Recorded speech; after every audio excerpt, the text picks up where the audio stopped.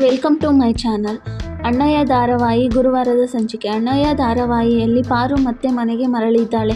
ಅಣ್ಣ ಹಾಗೂ ಅತ್ತಿಗೆ ಒಟ್ಟಿಗೆ ಇರಬೇಕು, ಅತ್ತಿಗೆಯು ನಮ್ಮ ಜೊತೆ ಇದೇ ಮನೆಯಲ್ಲಿರಬೇಕು ಎನ್ನುವುದು ನಾದಿನಿಯರ ಆಸೆಯಾಗಿತ್ತು. ಆದರೆ ಆಸೆಗೆ ತಣ್ಣೀರು ಸುರಿದಂತಾಗಿತ್ತು. ನಾದಿನಿಯರೆಲ್ಲ ಪಾರು ಇಲ್ಲ ಎಂದು ಬೇಸರ ಮಾಡಿಕೊಂಡು ಅಳುತ್ತಾ ಕುಳಿತಿದ್ದರು. ಹೀಗಿರುವಾಗ ಶಿವು ಬಂದು ನೋಡ್ತಾನೆ. ಅವನ ಎಲ್ಲ ತಂಗಿಯರು ಅಳುತ್ತಿರುತ್ತಾರೆ. ನಿಮ್ಮ ಅಳು ಇನ್ನೂ ಮುಗುದಿಲ್ವಾ, ಅಳಿ ಎಂದು ಹೇಳುತ್ತಾನೆ. ಆಗ ರತ್ನ, ಅಣ್ಣ ಅತ್ತಿಗೆ ಇಲ್ಲ ಅನ್ನೋದು ನಿನಗೆ ನಿಜಕ್ಕೂ ಬೇಸರ ಆಗ್ತಾ ಇಲ್ವಾ ಎಂದು ಪ್ರಶ್ನೆ ಮಾಡ್ತಾಳೆ. ಆಗ ಅವನು, ಇಲ್ಲಿ ಮಾರಿಗುಡಿ ಶಿವುನ ಯಾರೂ ಕಂಟ್ರೋಲ್ ಮಾಡೋಕ್ಕಾಗಲ್ಲ ಅಂತಾನೆ.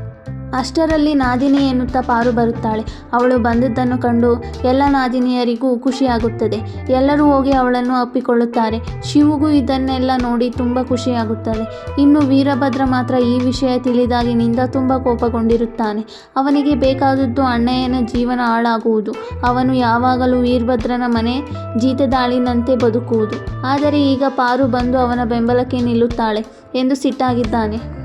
ಪಾರು ಬಂದು ಎಲ್ಲರಿಗೂ ಸಮಾಧಾನ ಮಾಡಿ ತಾನು ಇನ್ನು ಮುಂದೆ ಇದೇ ಮನೆಯಲ್ಲಿ ಇರುತ್ತೇನೆ ಎಂದು ಹೇಳಿದ್ದಾಳೆ. ಆದ್ದರಿಂದ ಎಲ್ಲರೂ ಖುಷಿಯಾಗಿದ್ದಾರೆ. ಹೀಗಿರುವಾಗ ಮನೆ ಕೆಲಸಕ್ಕೆ ರಾಣಿಗೆ ಸಹಾಯ ಮಾಡುತ್ತಾ ಪಾರು ಕುಳಿತಿರುವಾಗ ಶಿವು ಪ್ರೀತಿಸಿದ ಹುಡುಗಿಯ ವಿಚಾರ ಬರುತ್ತದೆ.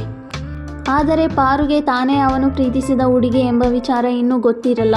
ಪಾರು ರಾಣಿ ಜೊತೆ ಮಾವ ಪ್ರೀತಿಸಿದ ಹುಡುಗಿ ಸಿಗಬೇಕೆಂದು ಹೇಳುತ್ತಾಳೆ. ಸಿಗುವ ಹಾಗೆ ನಾನು ಮಾಡ್ತೀನಿ ಅಂತ ಹೇಳ್ತಾಳೆ.